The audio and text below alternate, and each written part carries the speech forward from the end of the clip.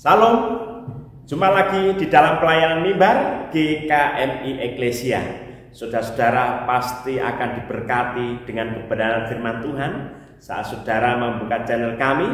Dan hari ini kita akan mendengarkan sabdanya yang luar biasa yang bisa mengubah kehidupan kita. Dan kita berdoa terlebih dahulu. Mari kita berdoa. Tuhan Yesus, Allah Bapa kami yang hidup, kami mengucap syukur hari ini Tuhan berkenan bersabda kepada kami. Kami percaya bahwa setiap waktu yang kami gunakan untuk membaca, merenungkan, mendengarkan firman Tuhan, semuanya itu adalah momen yang indah, bukan momen yang sia-sia. Itu adalah aktivitas bagaimana kami boleh makin dekat kepada Tuhan, sehingga kehidupan kami dapat tenang, damai, dan merasakan kasih sayang Tuhan. Setiap mendengarkan firman-Mu Tuhan, inilah permohonan kami serta kerinduan kami, bahwa kami diubahkan menjadi orang-orang Kristen yang makin hari makin lebih baik, hidup kami makin berkarakter, dan hidup kami benar-benar menjadi kesaksian yang indah bagi dunia. Terima kasih Tuhan, begitu juga mampukanlah kami untuk melakukan kebenaran firman-Mu, sehingga kami menjadi pelaku-pelaku firman, bukan sekedar pendengar firman, tetapi kami mempunyai bukti nyata bahwa kami melakukan apa yang Tuhan firmankan melalui sabda-Mu pada hari ini. Terima kasih Tuhan, Kau berkati setiap saudara kami yang mendengarkan, siapapun mereka, dimanapun mereka dan kapanpun mereka mengakses Tuhan. Kami percaya kuasa dan cinta-Mu tidak pernah terbatas, mampu menembus sekat-sekat teknologi yang ada. Dan Tuhan juga berkati mereka semua supaya mereka Engkau jamah kehidupannya. Dan kami juga berdoa untuk hamba-Mu yang menyampaikan, Kau pakai dalam segala kekurangan. Tuhan Yesus yang akan menyempurnakan segala yang kurang dalam khotbah hari ini. Terima kasih Tuhan, dengar doa dan syukur kami hanya di dalam nama Tuhan Yesus Kristus. Amin. Saudara-saudara, firman Tuhan hari ini diberi tema merayakan kasih setia Tuhan. Merayakan kasih setia Tuhan. Firman Tuhan yang menjadi dasar adalah kitab Rut pasal 1 ayat 15 sampai 20. Kitab Rut pasal 1 ayat 15 sampai 20. Demikianlah firman Tuhan. Berkatalah Naomi, telah pulang iparmu kepada bangsanya dan kepada para allahnya, pulanglah mengikuti iparmu itu. Tetapi kata Rut, janganlah desa aku meninggalkan engkau dan pulang dengan tidak mengikuti engkau, sebab kemana engkau pergi, ke situ jugalah aku pergi, dan di mana engkau bermalam, di situ jugalah aku bermalam. Bangsamulah bangsaku dan Allahmulah Allahku. Di mana engkau mati, aku pun mati di sana, dan di sanalah aku dikuburkan. Beginilah kiranya Tuhan menghukum aku, bahkan lebih lagi daripada itu, jikalau sesuatu apapun memisahkan aku dari engkau selain daripada maut. Ketika Naomi melihat bahwa Rut berkeras untuk ikut bersama-sama dengan dia, berhentilah ia berkata-kata kepadanya. Dan berjalanlah keduanya sampai mereka tiba di Bethlehem.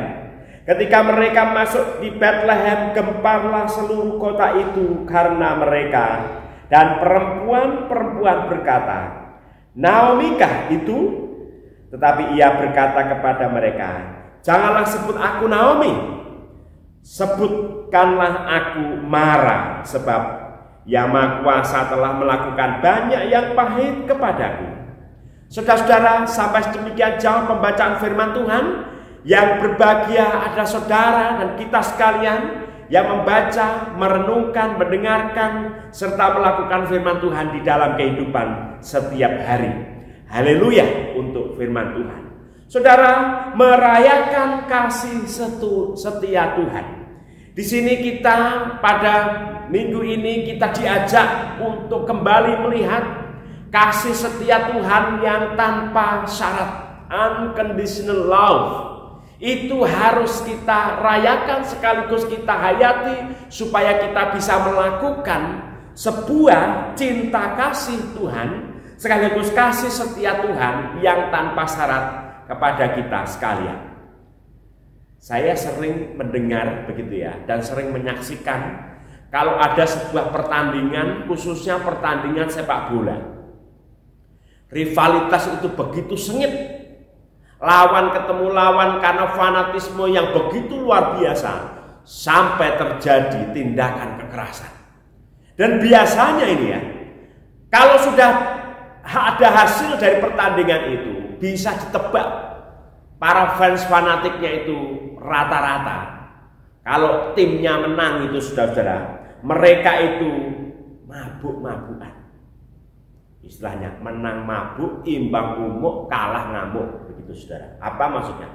Kalau menang mereka berpesta mabuk-mabukan.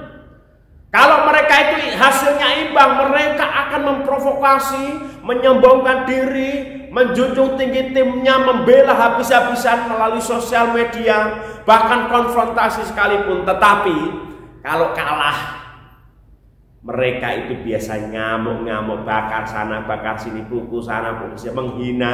Sosial media juga isinya caci maki antar fans satu dengan yang lain. Saudara-saudara, tidak ada nilai positif sekalipun. Cinta terhadap klub, cinta terhadap lembaga, ternyata toh tidak menghasilkan sesuatu yang positif. Yaitu tadi, menang mabuk, imbang umuk, kalah ngamuk, saudara-saudara. Begitu juga saudara, dalam hal ini, dalam perayaan cinta kasih itu juga bisa dilihat di dalam fenomena dunia pertanian. Cinta kasih Tuhan tidak sama dengan cinta kasih kita terhadap klub atau suatu lembaga atau sebuah institusi, bahkan gereja sekalipun. Dan ini juga bisa dilihat dari kacamata seorang petani. Bagaimana petani itu merayakan kasih Tuhan, kasih setia Tuhan itu bisa dihayati dan bisa diukur dari hasil panen. Kalau musim panen sudah ada dua hal yang terjadi, yaitu bisa gagal panen dan bisa sukses panen. Kalau sukses panen benar-benar mereka memetik dengan sukacita. Tetapi kalau gagal panen, mereka akan meratap. Yang ada adalah paceklik. Tetapi kenapa kitab Rut itu dibacakan di dalam masa raya Pentakosta atau masa raya panen itu? Padahal belum tentu panen itu menghasilkan. Belum tentu panen itu menguntungkan. Bisa jadi panen itu isinya adalah bukan untung, tapi buntung. Tetapi baik atau tidak baik, panen raya atau gagal panen sekalipun, tidak bisa untuk menghakimi kasih setia Tuhan. Inilah pentingnya saudara-saudara, pembacaan kitab Rut itu diberikan kepada orang-orang Kristen. Supaya apa? Dalam situasi apapun mereka bisa melihat kasih sayang Tuhan yang tanpa syarat, tanpa batas dan menembus batas itu. Lalu apa yang ingin dibacakan di dalam kitab Rut ini bisa memberikan pelajaran kepada kita? Ada 3 pelajaran, saudara-saudara, yang bisa kita pahami di sini. Tuhan ingin membentuk kita melalui kitab Rut itu supaya menjadi orang-orang Kristen yang berkarakter, orang Kristen yang berkualitas. Model orang Kristen seperti apa sih yang bisa kita lihat, yang ingin dibentuk melalui pembacaan perikop pada hari ini? Yang pertama adalah orang Kristen yang memilih setia. Kalau kita bicara Rut, berarti kita bicara kesetiaan. Setia terhadap apa saudara? Setia terhadap mertuanya, yaitu Naomi. Di sini jelas ada sebuah dialog. Jadi kalau kita lihat latar belakangnya, memang Naomi ini beserta dengan keluarganya yang dari Bethlehem, kemudian mereka pergi ke Moab. Sampai di Moab petaka itu terjadi. Kedua anak laki-lakinya meninggal. Satu suaminya juga meninggal. Mereka datang dengan membawa banyak barang, tetapi ketika sampai di Moab, semuanya ludes, bangkrut, kukut. Saudara-saudara, tidak ada yang diandalkan, tidak ada kebanggaan mereka itu, saudara-saudara. Naomi benar-benar merasakan pahit getirnya hidup yang tiada taranya. Bisa dibayangkan ya bagaimana di tanah rantau ketika dia dari Bethlehem dengan modal yang begitu luar biasa. Dari Bethlehem menuju Moab dalam keadaan kaya, tetapi sampai di Moab justru mereka mengalami kebangkrutan, kesengsaraan, kepahitan sejak kematian suami dan anak-anaknya. Kini Naomi berada bersama dengan kedua menantunya. Saudara-saudara, disinilah Naomi benar-benar menghayati bahwa aku bukan Naomi lagi, yang artinya itu berkelimpahan, tapi menyebut dirinya ini Mara, yang artinya hidupnya itu penuh dengan kepahitan. Saudara, dalam keadaan seperti ini, Rut itu memilih Naomi, bukan bangsa. Saya percaya sih ya, Rut ini masih cantik, masih belia, masih punya banyak kesempatan, masa depannya masih panjang, potensinya juga luar biasa. Dia bisa mengeksplorasi apa saja di bangsanya Moab itu, dan dia tentunya bisa untuk kembali kepada Tuhannya yang namanya Dewa Chemos itu, daripada ikut Naomi ke Bethlehem. Banyak kesempatan, saudara-saudara. Tetapi ingat, kita melihat dalam perikop yang kita baca, Rut itu memilih setia. Rut itu memilih setia bukan karena Naomi punya, bukan. Justru memilih setia karena Naomi nggak punya apa-apa.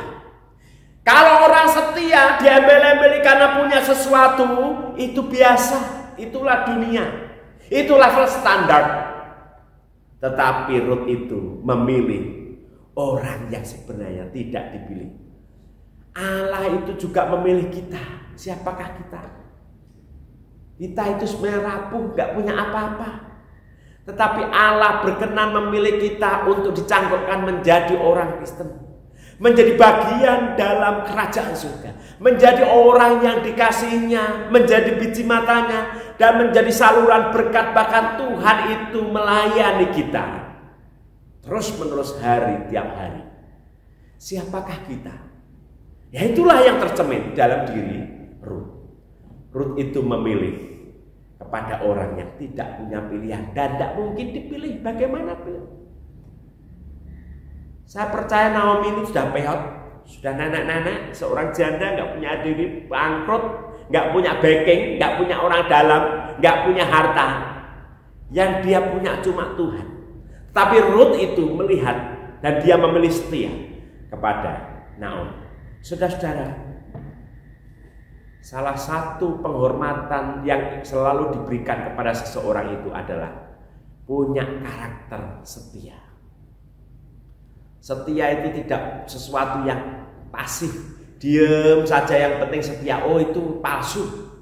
Tetapi kesetiaan itu bicara tentang suatu tindakan yang aktif. Orang ini mampu menahan diri dengan berbagai macam kekurangan, gempuran, yang dia tetap setia.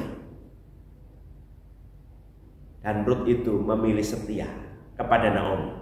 Dan Rut itu memilih setia karena Naomi memiliki Allah yang besar, yaitu Allah Yahweh.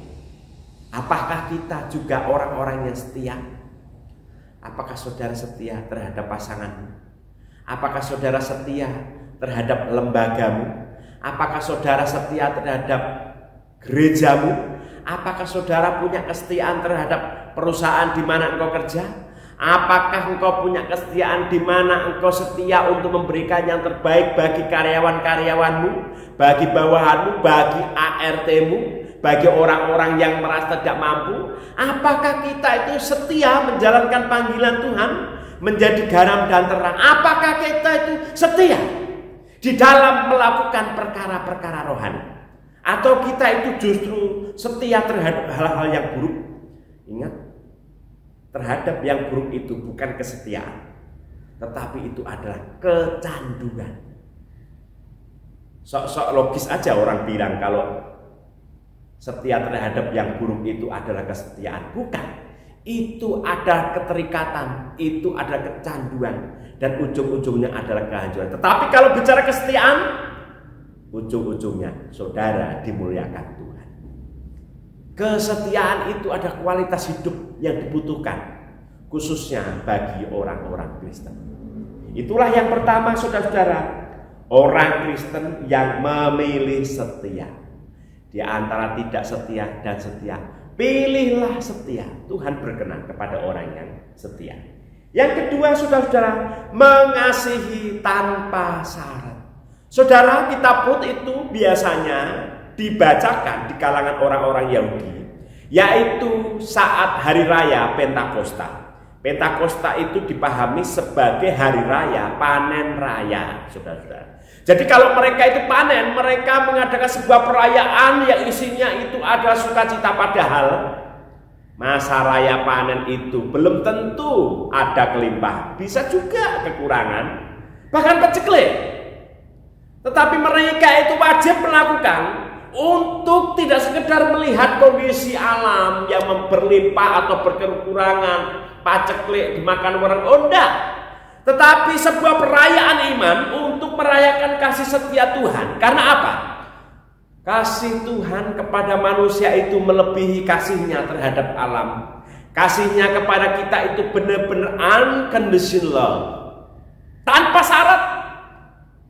Dan itu harus benar-benar dirayakan, dihayati, dilibati, diteladani, dan benar-benar berdampak bagi sesama. Kita itu harus mengasihi tanpa syarat.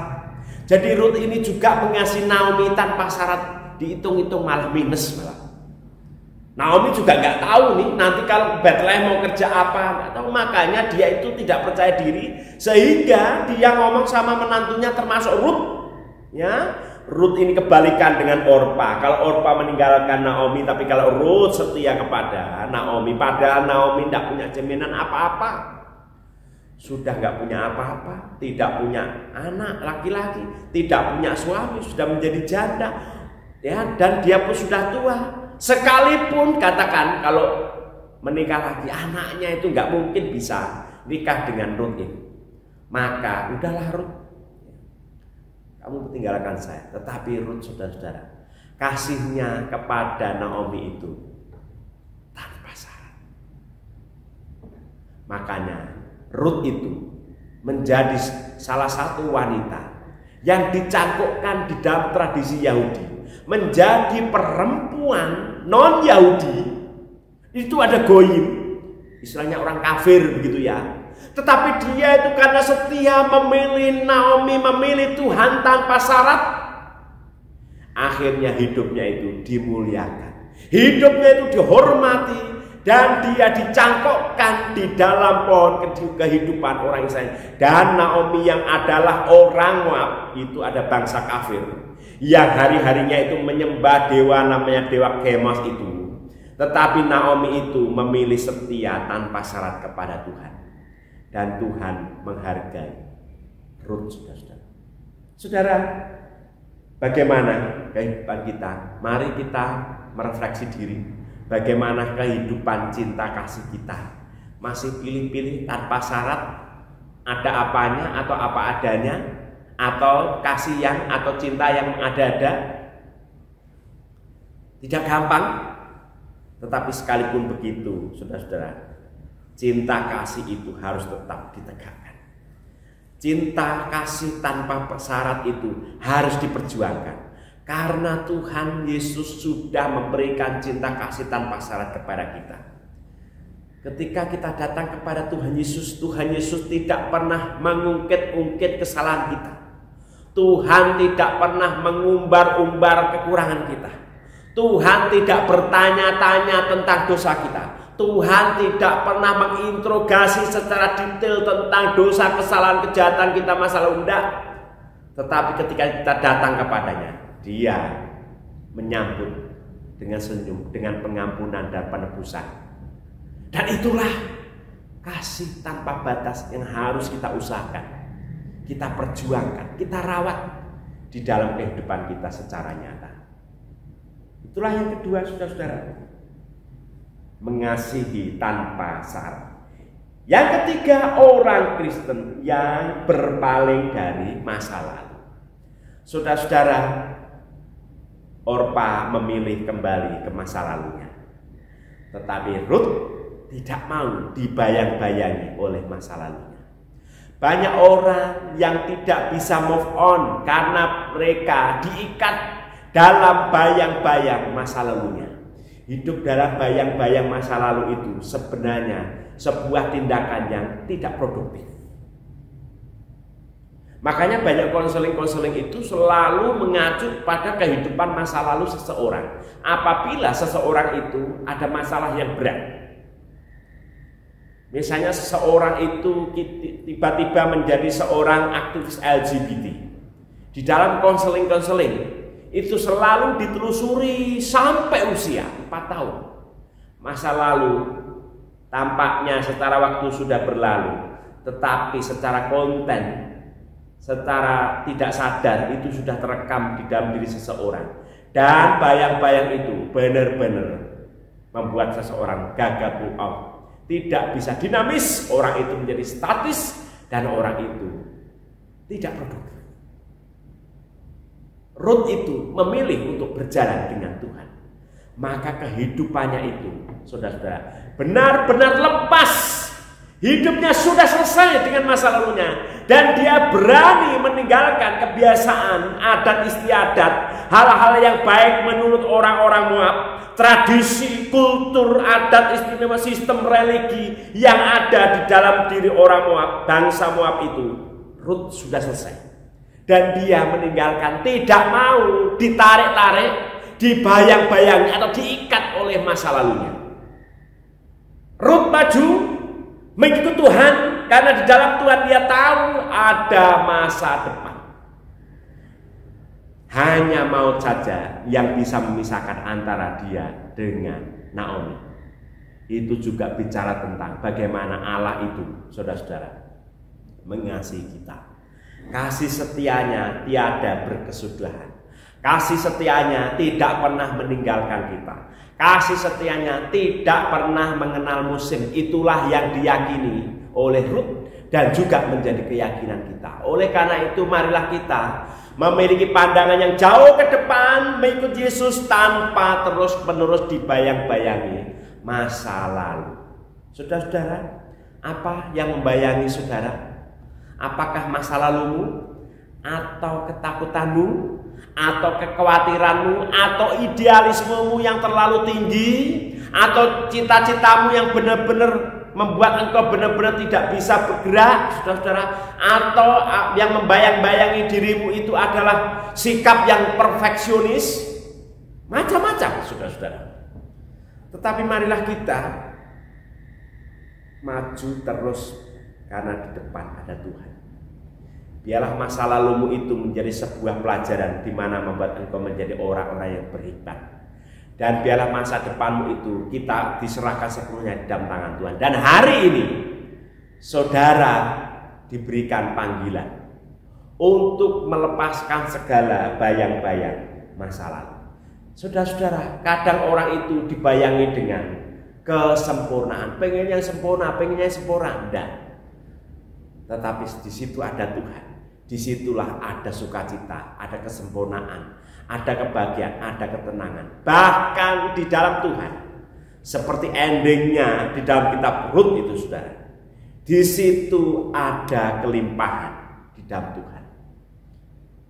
Inilah saudara-saudara yang bisa menjadi perenungan kita untuk kita benar-benar merayakan kasih setia Tuhan. Kasih setia Tuhan itu tidak pernah undur dari kita dan patut kita rayakan di dalam setiap momen kehidupan. Saudara-saudara, sebagai penutup ada sebuah kisah nyata yang menurut saya ini adalah sebuah cinta tanpa syarat. Jadi saudara-saudara, ada sebuah keluarga, pasangan suami istri gitu. Dia punya anak, istri itu cinta sekali sama suami, tapi suami itu cintanya itu ala kadarnya, setengah-setengah begitu. Kayaknya dia itu agak terpaksa begitu. Ya memang pertemuan mereka itu perjodohan gitu. Tetapi dalam perjalanannya waktu sudah sang istri sangat mengasihi, merawat cintanya dengan baik, rumah tangganya dirawat dengan baik, tapi suaminya ini kadang-kadang seenaknya. Lalu apa yang terjadi, saudara? Suatu kali sang suami ini kecelakaan. matanya itu tidak bisa tertolong. Ya, apa yang terjadi? Istrinya yang ke rumah sakit itu melihat begitu terkejut, lalu dia spontan ngomong sama dokter, "Dah, saya donorkan mata saya satu, dok." Bisa, bisa. Akhirnya dilakukan proses medis, akhirnya berhasil. Jadi sang istri mengorbankan satu matanya untuk suaminya, dan suami istri itu masing-masing matanya satu. Saudara-saudara, ketika sang suami ini pulang, dia melihat itu di pintu istrinya menyambut itu. Istrinya itu dilihat matanya satu. Sang suami itu baru merasa, dia tahu bahwa mata istrinya itu sekarang menjadi matanya. Saudara-saudara, disitulah teguran yang luar biasa. Ya, dia melihat istrinya yang cintanya itu luar biasa tanpa syarat. Dan ketika momen itu membangunkan mimpi suaminya, ingin memiliki istri yang sempurna seperti ini, luntur semua. Kasihnya sekarang tertuju kepada sang istri itu. Saudara-saudara, kasih setia Tuhan tidak pandang bulu, tidak pandang musim, tidak pandang waktu, tidak pandang mood, tetapi kasih setia Tuhan selalu ada untuk kita. Mari kita terus-menerus merayakannya dalam setiap momen kehidupan. Amin.